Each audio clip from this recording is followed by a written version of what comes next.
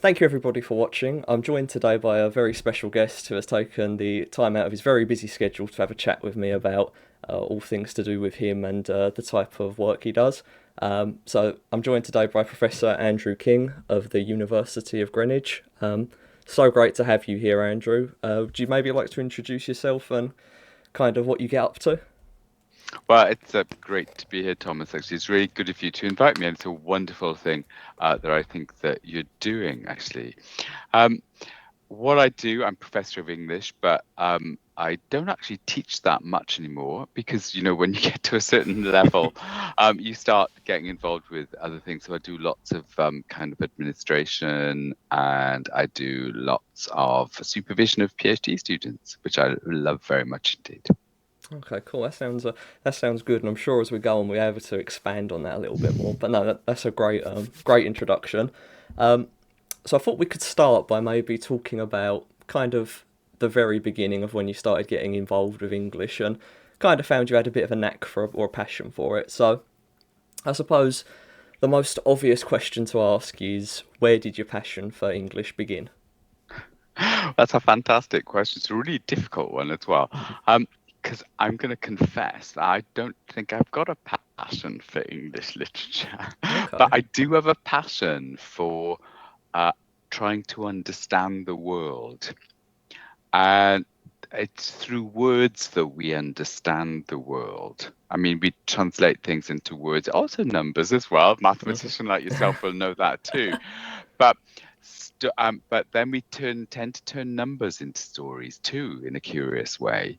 And it's my passion to understand stories and what words might mean that really drives what I do. Why do we say certain things? Why do we do certain things based on what stories we tell ourselves? What are those stories anyway? And so on and so forth. I mean, that's the passion that I've got. And English literature, well, I don't know, it could be anything else, really, to be quite honest. It could be, but English literature is what I get paid to do. So that's what I do. Okay, cool. So you're kind of a curious man about the world Yeah, first, and yeah, English second. Okay. definitely, definitely, No, very okay. much. That's cool. That's interesting because, especially as you said, kind of tying it into how I think now, especially, a lot of people kind of have their eyes on numbers and stuff to kind of Yeah. get all their information. So it's interesting seeing someone coming from the opposite way and saying that there's value in how that's expressed rather than what's actually the underlying thing of it. Well, I think the underlying thing of it, I mean, you don't get paid for simply adding one and one equals two. Mm, You get paid how, somebody can use that very simple addition, So bankers will get paid because they can add more complicated sums than one plus one equal two. And so the bankers, why is that? Why do they get paid so much more? And that's one of the stories that I'm interested in. Why do some people get paid so much more than others for manipulating numbers? So it's not the yeah. manipulating the numbers, but it's why those kind of numbers rather than other ones. Yeah, no, that makes a lot of sense. Okay, so another thing I'm kind of curious about then is, especially it's interesting now knowing that again it's English second, curiosity first. But Yeah, yeah, definitely. as you were growing up, or even when you got a bit further into your career, I mean, I imagine you do a lot of reading. Like, what kind of fiction writers did you like reading the most? Were there any that kind of inspired you, or you sort of looked at and thought they're doing something interesting? Oh, well, it depends on what age. I mean, I think if the truth be told, I don't really have any here. That's fair. Because it can be anything. I mean, I'm the kind of person that can find something interesting in, a cereal packet. Because I don't think it's what we read, but it's how we read. Yeah, I think, well, that cereal packet, how many hands did that go through? There's the why who was the marketing person that invented that little slogan on it? What were the whole processes that went into make that just that packet, let alone the contents? So I find those kind of stories really interesting. So I don't know about the literary, you know, particularly people who inspired me. Okay, when I was a kid, let's go back to when I was a kid. I loved Asimov, Mhm. hard science Yeah, yeah. fiction, because that seemed to me to uh, what Asimov was trying to do was to explore, well, through story form, and in a quite abstract, distant way, processes that we encounter every day. I'm thinking about Foundation and Empire, not least because, or Foundation series, not least because, of course, the Apple television series, which has massively changed, in which they've humanized everything. But I loved the way Asimov took us away from the individual and went into the big process, without forgetting entirely the the individual. But it was the interaction between the individual and the big system that really excited me. And that was pre-adolescent. I don't know. I just picked it up in the library. I think thought, what is this funny name, and just got into it that way. I think I don't know why, but I think it's because it seemed to address this curiosity. Why these stories? Why? Just why? I was always told as a kid, shut up, don't ask why, just do it. I expect a lot of people have, but I don't know. I don't know whether that happens anymore. Do you think it happens now? I We think shut up, don't ask why. I think it happens less, but I don't think. I think it depends who you're talking to, really, doesn't it? I think the general consensus has probably shifted to maybe encouraging a bit more curiosity, but I Yeah, think there'll always be a yeah, limit of sort of a child asking why and eventually a parent yeah, getting annoyed and saying it just yeah, is. Yeah, depends yeah. how deep you go. Exactly. It just is. Yeah, exactly. Hmm. And I got told that all the time. Just shut up and do it. So but I maybe have shut up. But I was still curious. No, that's fair enough. You know the right time to ask questions now as you've Yeah, you aged. have to. Yeah. Well, I don't know if I do, but hey. Yeah. I'm thinking about things though that what I've admired from learning about authors um, is their resilience. I Mm, love reading. I'm always inspired by people who just kind of keep going anyway. yeah. It doesn't matter how dire the situation, they keep going. If Mm, if it's through poverty, if it's through gender or race or ethnicity position or anything or sexuality position, but they keep going. You know, and I think that I am personally very inspired by that kind of thing. So, but that's not anybody in particular. It's a yeah. kind of general structure. Yeah, no, that makes sense. Especially with what you said at the end there about how, because I always find that I think that when you've had an author that's been through some kind of adversity or Yeah, challenge as they've gone on, yeah, it normally shines through in their work. But I yeah, feel I feel like it offers you a more candid perspective of things as well, because even if it's not about a problem they've faced directly, there's sort of a way they weave it where you can sort of see how their experience with negativity has like reflected what they're writing, I suppose. absolutely. No, I hear you. Absolutely. There's a famous sociologist called Pierre Bourdieu who wrote about this. He's called the special lucidity of the person on the margins who's been through Mm, dire situations, and they've survived, but they're able to see things in a new way, and yeah, they show us what things are really like. Because if you got all comfortable, you don't see things as they really are. They're just locked in comfortableness. yeah. No, that's an interesting perspective. So I'm gonna have to read off my notes here because I don't want to misquote anything. But originally I see because I checked you out on your Yeah, website, you did a bachelor's degree in classical and medieval Latin. yeah. So tell me a little bit more about that. But I'd like to know that what happened afterwards to prompt you from kind of historic languages into English.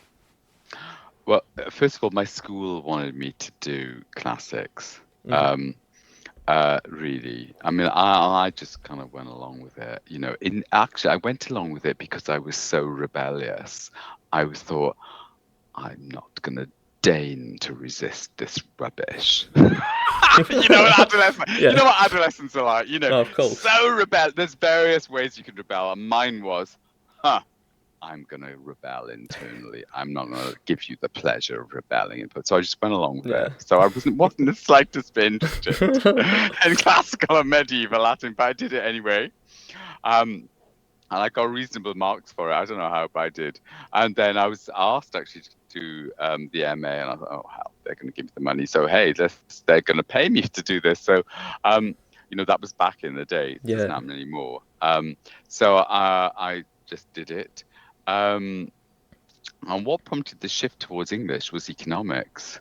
I needed a job, and Oh, I also wanted to live overseas. I wanted to live in Italy. And so teaching English language was a way uh, to capitalize on my knowledge and turn my knowledge into money, yeah. basically. And then from that, I got a job in university in Sicily, and then I was asked to teach various literature courses as well. So, and then from there, um, uh, I just went on, and then my wife is a diplomat, so that was teaching in universities overseas. English literature was one way where I could work, Yeah. where there was, and I also went into areas I didn't over the where we went, which was relatively then quite poor countries without huge resources for education. The local staff would have access to recent books and recent materials. So I didn't want to take their jobs away from them. So I went into 19th century historical stuff so that I could bring that so that I wouldn't take jobs away from the local staff, but I could bring that and it was 19th century popular fiction as well, which would appeal to the students. And which was out of copyright, so it was really easy to get Oh, copies. excellent. And that's why I went into that particular area, and that's where I did my PhD in Victorian studies in Victorian popular fiction.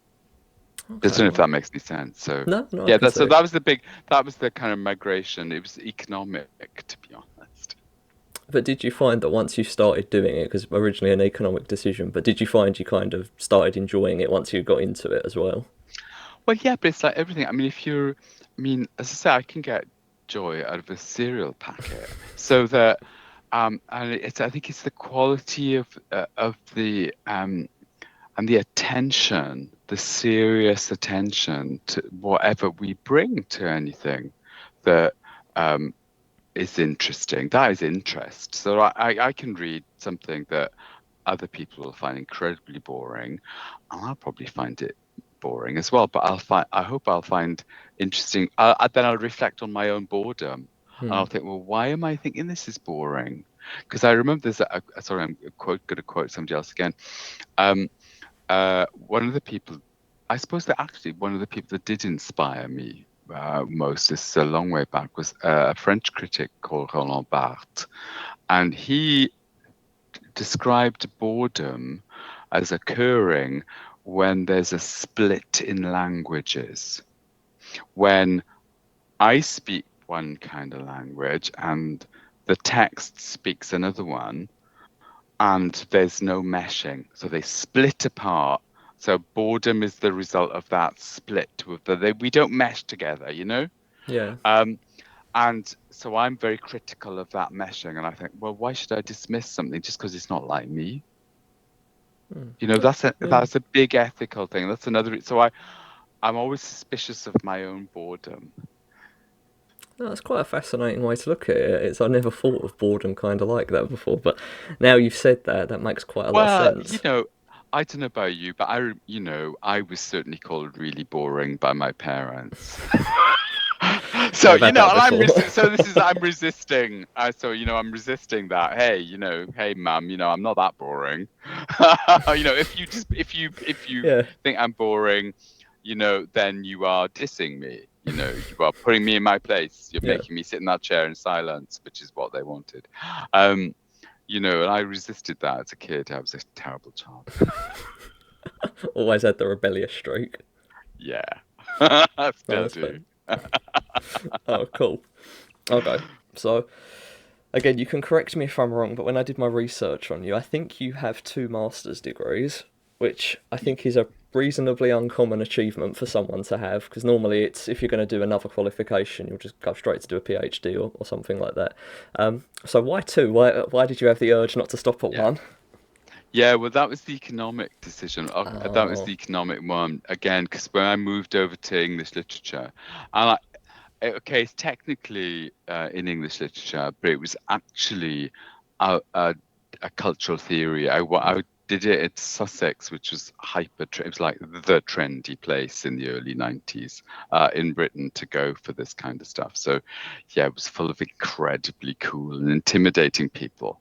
But screwed my courage to the sticking point, and I never became cool. But hey. so the screwed courage to the sticking point. Is that a quote from a Yeah, Shakespeare it's work? Shakespeare. Yeah, Yeah, yeah, I thought so. yeah, Is it it is. Yeah, Macbeth? yeah. It's Macbeth. Yeah, Yeah. I say I know a little bit about English. yeah. I was gonna say, A yeah, tiny bit. definitely. I pick up on the references. um, okay, that leads into quite nicely then. So I've known people that have studied PhDs in quantitative things or like social sciences, Yeah. and I can imagine that's probably a lot different, although with some similarities to doing something in English. So, what is that process like as someone studying? Well, it's like all PhDs is hard. Mm, It's really hard. I mean, but it's hard psychologically, right? It's a lot of hard work. Great, but loads of jobs are hard work, but it's also hard psychologically. I think it's different from the social sciences. Perhaps not from the quantitative, because I've been very friendly with mathematicians who've done PhDs. It's quite lonely. It can be. Um, I think there's lots of different kinds of PhDs in English literature. You can spend your hours in the archives. You can do an interpretative PhD. But I think, and this is perhaps it depends what kind of mathematical PhD you're going to do as well. mm, Um, but in English, always there's huge amounts of data that you've got to manage. You read hundreds and hundreds of critics, you read hundreds and hundreds of texts. How are you going to manage all that? And that is one of the big things. And then ideally, you come up, you somehow process all that, but through discussion, actually, with your supervisor or with your friends, if you've got fellow PhD students, you'll eventually come up with new stories to tell from all that data, stories that by definition no one told before. Um, if you're asking what it's like, and that's painful. yeah, If you got to tell a new story, it doesn't matter what discipline it is, you got to read. It does your head in. I mean, it really does your head in. I'm sure you've heard that yeah, from your friends as well. You absolutely. you go bonkers, really. Um, and then you come out the other side with these new stories. Yeah. Do you ever have that where? Because I know a few people that have said they've sat down and they've just stared at like a piece of paper just Yeah, for hours, just yeah, not having a clue what happens yeah. next. Absolutely, absolutely. Wow. That writer's block is really, really common, and there are various ways. I think one of the roles of a good supervisor is to make a relationship with a PhD student, which is a safe one, where the Yeah. student can come and say, "Yeah, that's what's happened to me," and then the supervisor. But then maybe you want to go. We go for a walk Mm. and they just talk about I mean seriously, go for walks is really low, you know low stress, just going for a walk and just tell me about what really interesting work you've discovered. Oh, that's fascinating. So you kind of build them up so that next time they face that empty page, they've already got things to say, Yeah. so it's much easier. They can write something down, and when you write something down, it's much easier. But yeah, the terror of the empty pages is terrible. Yeah. I can imagine though when it's over and you finish the defence of your PhD and you get the pass. I imagine that's an amazing feeling. You know what? Is my not just my experience, but also my students' experience. They're just exhausted. Yeah. Yeah, I bet. Yeah, they're so happy. You're glad it's over. You know, want it all over and done with. Want it all finished. They want to go and sleep for a week. So yeah, celebrations. Yeah, you go through the celebrations, but it's a bit of a chore.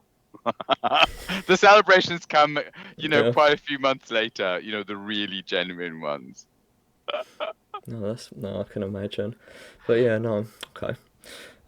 Okay, so sort of leaving the past and maybe looking a bit more at the present. Then this is something that's more of a question for me than anything. But what does Yeah. your responsibilities look like on a daily basis? Because when I was at university, the only thing Yeah. I knew of my lecturers was they turned up for a couple hours and chatted Yeah. to a big auditorium full of people, Yeah. and then marked my exams. Yeah. But I Yeah. imagine there's much more that happens. Yeah. I mean, I think, I imagine actually that that's what happened with mine in the 70s, but it's not like that at all anymore. Um, I spend most of my life firefighting. Meaning barrages of emails come in saying, "Oh, this student hasn't done something. What are you going to do about it?" Or this person's supervisor hasn't done something. What are you going to do about it? I'm thinking. So then you have to think of tactful ways of replying and constructive ways of replying. You don't just say, "Oh, that's a lovely email to receive." Oh, yes, thank you very much. You actually then have to, Yeah, generate some action. So I spend a lot of my time firefighting, um, because of the committee that I lead, which is the Faculty Postgraduate Research Degrees Committee. Um, but also, um, I spend a lot of time trying to open doors with my colleagues. So finding them, if I spot an opportunity, I'll go and see them and I'll say, "This is possible. How about it?" Or not just "this is possible," but "if we did this, then that would be possible." Or I go and see my line manager and I will say, "Oh, this is possible for somebody else in the school. Um, but I'm going to ask you first because, is it all right if I go and approach them?" So all these things take a lot of time. So that's a lot of and then filling in forms. It's a lot of my day. Research, I do. I'm still very research active. I'm not as research active as I'd like during term time because there are all these it's like emergencies all the yeah, time. Oh, the external examiner hasn't filed their report yet. They're just aren't replying. What are we going to do? And the student's upset. Okay, student's upset. So, yeah. can we find a phone number? Okay, external. Oh, not answering. Okay, leave voice message. So, so ring again, ring again, ring again, and so on and so forth. That really probably, I don't know if that gives an answer or a No, flavour, but it sounds like working in an office, any old office, doesn't it? To be honest. Do you it's think? maybe like office work, but with a dash of academia chucked in for good Yeah, measure. it's a dash. Yeah, Yeah, it's a dash. So yeah, so I do teach. Yeah, I teach undergraduates and I love teaching. I absolutely love teaching and we have loads of fun on yeah, Mondays and Fridays, and then on Wednesdays I teach the MA. But in my head, I mean, like because I like it, that occupies so little space. yeah. It's like the reward you get for all the bureaucracy. Yeah, yeah, That's exactly right. Yeah, Yeah, that's a terrible thing to say, but it's not just my university. I know it's across the board in the UK at the moment. yeah, yeah. No. So you touched on there. You obviously do research. So sort of because I've only really spoke to academics in mathematics before. When they do research, they sit down with a piece of paper and try and solve Yeah, something. yeah, I'm yeah. really interested to see what kind of stuff you do because I can't even kind of visualize in my head what actually happens. Okay. It's really tricky because there's various kinds of research, and that is actually a really tricky one. And sometimes, you've raised a really important point there, where you say, right, they've got a problem and they're going to solve it. But depends what kind of thing I'm doing. I don't even know what the problem is. Mm, right? So I spend a long time trying to identify what the problem is. And often that's very late in the process. So, and I realized I've got all this data, right? And I don't know what the heck it means. So and it's only by gathering all that data and reflecting on it and going through it all again and trying to categorize it, because I'm trying to or do my little, this is everything that ever been written about this particular category and everything that's ever been written about that one, and whatever those categories are Yeah. is kind of something, whatever I'm working on.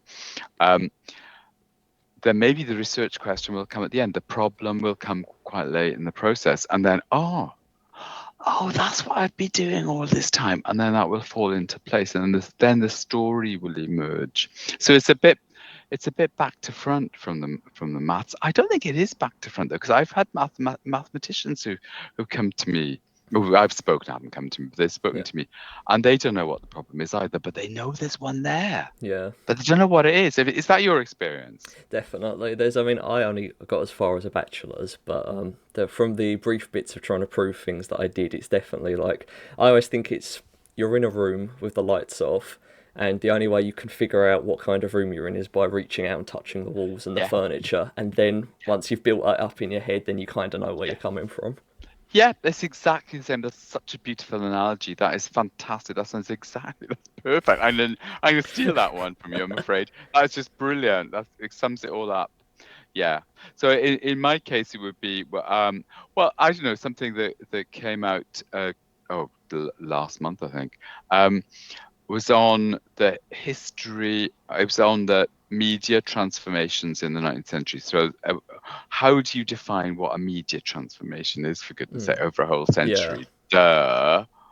So, how are you going to tell that story? So, yeah. So, I had to kind of gather the data of what was transformative in the media, and then work out how I was going to tell the story of that transformation. And what was the transformation anyway?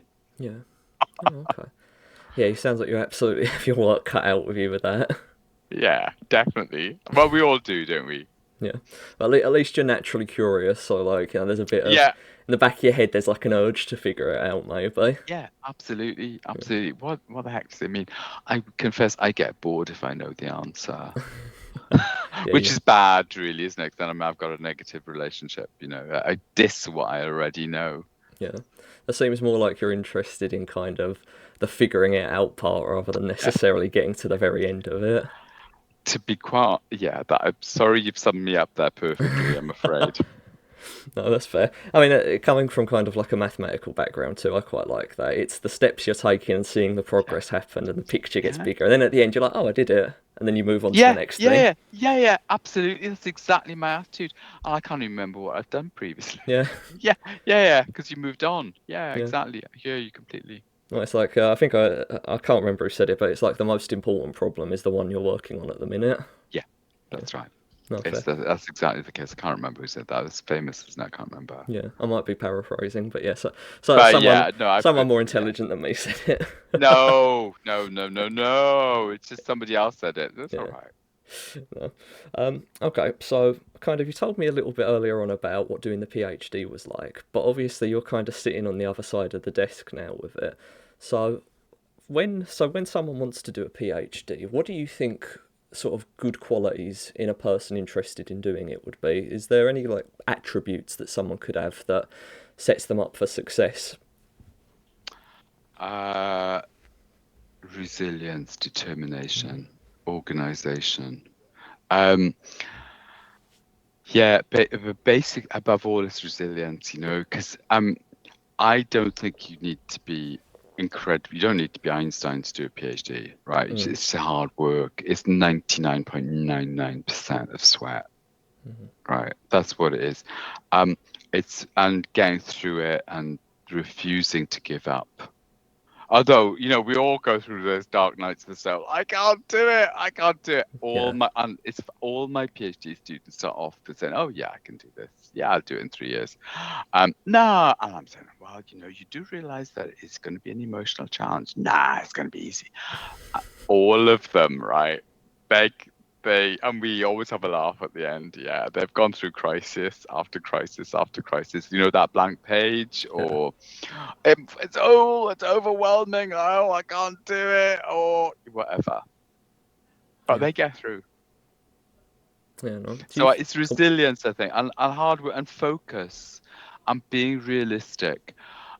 I was a bit worried about students who want to change the world. Well, we all do, right? We all want to start off wanting to change the world, but I'm determined to stick to changing the world. I mean, great, but change a little bit of it.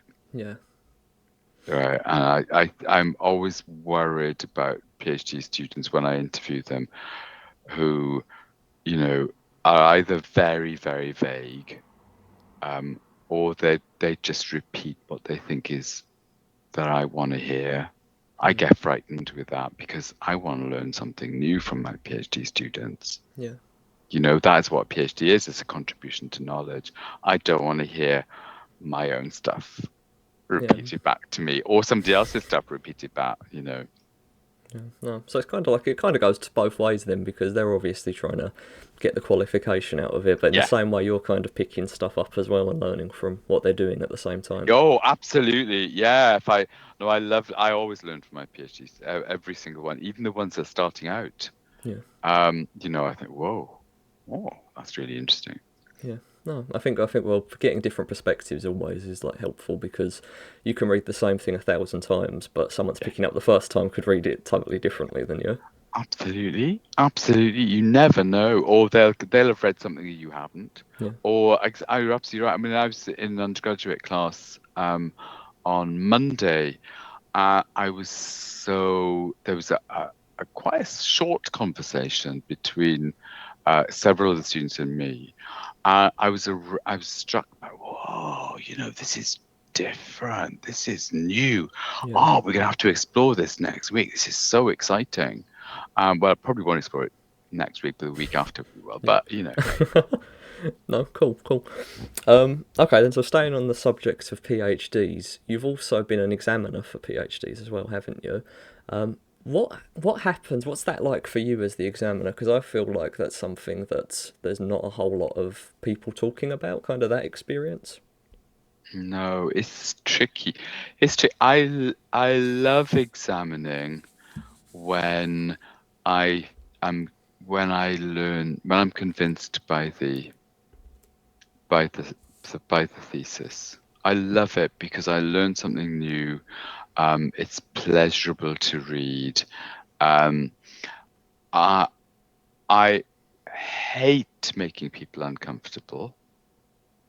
I really hate it, but sometimes you know it's necessary. Um, you know, people have put so much effort into it. Um, that you want to achieve the best possible result for them. And sometimes that means, sorry, you need major corrections here. Um, because, you know, yeah, we could be kind and just pass it, but would you really want the world to see what you've done? Yeah, You know? So sometimes you have to be, it's not cruel, but you have to be quite directive in yeah, what's necessary. And often it's test technique, or the supervisor is not a specialist and doesn't know what sorry, they don't know what they're doing. So as has happened in the past. So if you're thinking of doing a PhD, check out your supervisor, right? yeah. I've heard that before. It's like shopping Yeah, around for someone that's yeah, kind of shop interests align around. with yours. Essential. Do it. Yeah. Okay, so I'm kind of interested in like maybe looking ahead to the future and getting some closing thoughts from you. Yeah. Something that I think, so I mean, I think you could apply this for basically any subject that's taught in a secondary school in the UK, but I think English can kind of get a bit of a bad rap from students because Yeah. I've heard it all too common before that people feel like they're kind of having to interrogate something out of what they're reading, and some people say that kind of ruins the pleasure of reading it at all when you're really trying to break it down. What would you say to that kind of viewpoint that you're taking the joy out of it by trying to extract some kind of meaning? Yeah. I mean, I agree. actually. I know how um, English literature is taught uh, in schools. It's often taught in quite a frightened way Mm, because the teachers and schools are assessed and defined by yeah, results, right? And that, you know, am I going to keep my job if I dare to go outside with the demands of the curriculum and the assessment? yeah, Teachers that, unlike my English teachers who were really quite wild, um, uh, teachers today are very constrained. And so no wonder, so I think they probably communicate that to the students as well. yeah, So you get this kind of narrow vision, you know? What I would hope that that we do is to inspire curiosity and to ask questions so that, oh, you just got to interrogate and remove the pleasure. Well, if it removes the pleasure, maybe you shouldn't be doing that. mm, Maybe there's a pleasure in asking questions, you know, maybe that's what we should be doing. But some people asking questions is frightening as well. I have to, it is, isn't it? You know, yeah. if you ask that why question too much, parents get upset, but, some of my students get upset as well. Yeah, no, that's understandable. It's hard as well because now that everything's quite, especially with curriculums, it's very regimented, and like you say, Yeah, it's the teachers are evaluated by how yeah, how they perform. It discourages giving a different spin to yeah, things because if you yeah, if you deviate too far from what's yeah, acceptable to write in an exam, then you don't get any marks yeah. for it, and then that No, reflects badly on everyone. yeah, absolutely. So yeah, like I'm really sympathetic. I have to say, I mean, here we just love it. You go away and deviate. Yes! That's fantastic.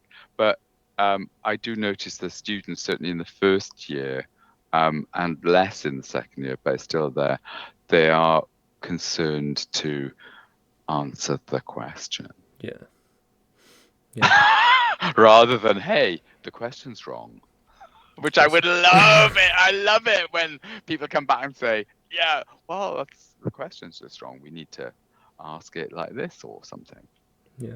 No, I think you have to be very bold to, especially like to sort of. I think through your life as well, you're kind of taught to like not question like the authority figures, like your teachers and stuff, but then actually putting your hand up and saying, well, maybe we're looking at it the wrong way. Yeah, Yeah, big I know, step. but that's why got me all excited last Monday because one of the students did exactly that. And whoa, I loved it. It was fantastic. Oh, that's excellent. Um, So, to give an example, because to make my question a bit clearer, so in maths, there's something called the Riemann hypothesis. I don't know if you've ever heard of it, but it's basically like the big problem that if someone solved it, they'd get endless praise, and they'd be like they'd be a celebrity for solving it. It'd be one of those things that was in the papers for a while.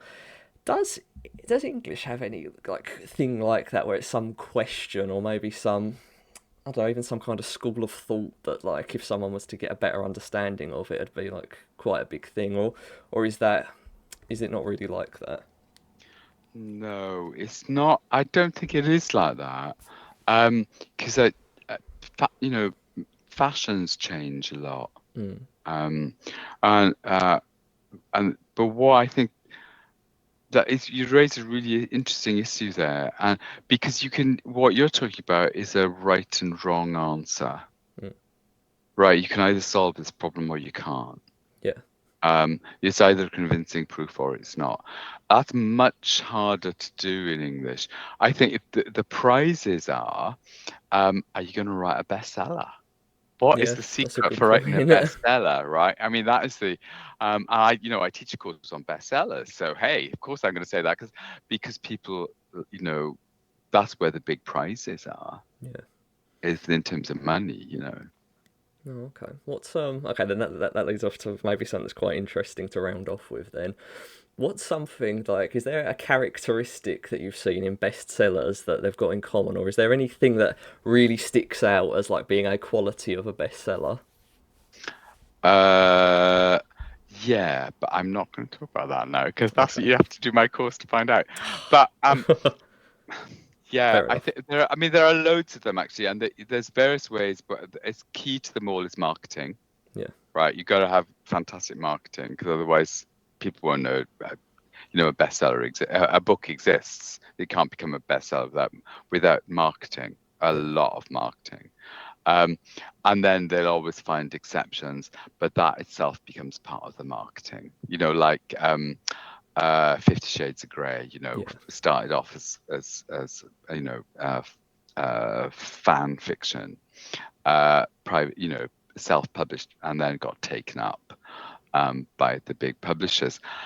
But that becomes part of the mythology of a bestseller, and Yeah. that's quite a common one. And so authenticity is a big point. We've got to give an illusion of authenticity. Okay, I And see. there's loads of elements actually about what is in a bestseller. Okay, well, maybe if I ever become a millionaire and no longer need to work, maybe I'll come sit on your course and try and figure it out. But there's loads of books out there you could read Yeah. anyway. Okay. So, do you that was everything I had. Do you have any thoughts or anything you'd like to share with the audience? Yeah, I think that current students and by current, I mean over the past few years, are the most exciting that I've ever taught. Because it's Gen Z now is what I'm engaging with, and I am so struck by how ethically alert um, they are, how digitally agile.